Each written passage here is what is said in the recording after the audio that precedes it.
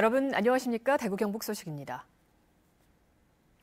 대구와 경북 지역도 곳곳에 한파주의보까지 내려져 올겨울 들어 가장 춥습니다. 오늘 아침 최저기온은 대구가 영하 5.9도, 안동이 영하 10.2도, 의성이 영하 12.1도 등 어제보다 10도가량 떨어졌습니다. 청송과 의성 등 경북 일부 내륙 지역에는 한파주의보가 내려졌고 대구를 비롯해서 경북 4개 시군에는 건조주의보가 발효 중입니다. 낮 최고 기온은 대구 안동이 5도, 김천이 3도 등 2도에서 7도 분포로 평년보다 2도가량 낮겠습니다. 세금 수억 원을 내지 않은 상습 고액 체납자가 대구와 경북에만 500명이 넘는 것으로 드러났습니다. 체납액이 가장 많은 경우는 100억 원도 넘는데 국세청이 이들의 명단을 공개했습니다. 한태현 기자가 보도합니다. 지난 5월 경북의 한 골프장에 대구지방국세청 직원이 들이닥칩니다. 금고요. 좀 열어주세요. 금고를 열어보니 수천만 원의 돈다발이 나옵니다. 이 골프장은 입장료를 현금으로만 받고 예약금은 계좌로 받는 방법으로 수입을 숨겨오다 적발됐습니다. 이틀에 걸쳐 이 골프장에서 압류한 체납액은 1억 원이 넘습니다.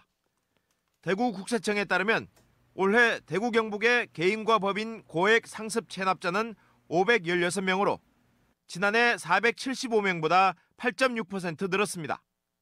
체납액도 지난해 3,255억 원에서 3,800억 원으로 16.7% 증가했습니다. 체납액이 가장 많은 체납자는 대구 서구에 사는 박모 씨로 부가가치세 등 20건에 걸쳐 세금 113억여 원을 내지 않았습니다. 경북에서는 경주에 사는 류모 씨가 증여세 등 45억 원을 체납해 가장 많았습니다. 국세청은 세금 2억 원 이상을 1년 넘게 내지 않은 개인과 법인 6,800여 명을 홈페이지에 공개했습니다. MBC 뉴스 한태현입니다. 대구시가 국제관광도시 육성 사업을 따기 위해 문화체육관광부에 신청서를 냈습니다. 국제관광도시는 내년부터 5년 동안 국비 500억 원을 지원받아 국내외 관광객을 유치하기 위해 다양한 사업을 펼치는 것으로 대구와 인천, 부산이 신청했습니다. 대구는 동대구역 환승센터와 건립 예정인 서대구역 환승센터를 통해 전국 어디로든 갈 수 있는 점을 내세우고 도심 골목 투어와 의료 관광 등을 부각했습니다. 최종 결과는 내년 2월 초에 나올 전망입니다. 대구 수목원이 지금보다 3배 넓어집니다. 대구시는 200억 원을 들여 대구 수목원 주변에 임야를 사들여 지금의 3배인 78만 제곱미터로 확장했습니다.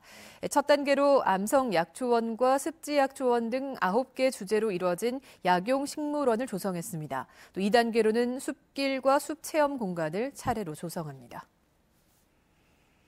대구시가 내년 3월 말까지 미세먼지 저감 조치를 강화합니다. 시청과 구군청, 산하기관과 국립대병원 등 공공기관에서는 직원들이 차량 이부제를 시행합니다. 또 미세먼지 배출자를 감시하기 위해 이동식 측정차와 드론 한 대씩을 구입해서 산업단지를 돌며 오래된 경유차 운행을 단속합니다. 먼지가 많이 날리는 도로에는 분진 흡입차와 청소차를 자주 보내고 취약계층에게 미세먼지 마스크를 나눠줍니다.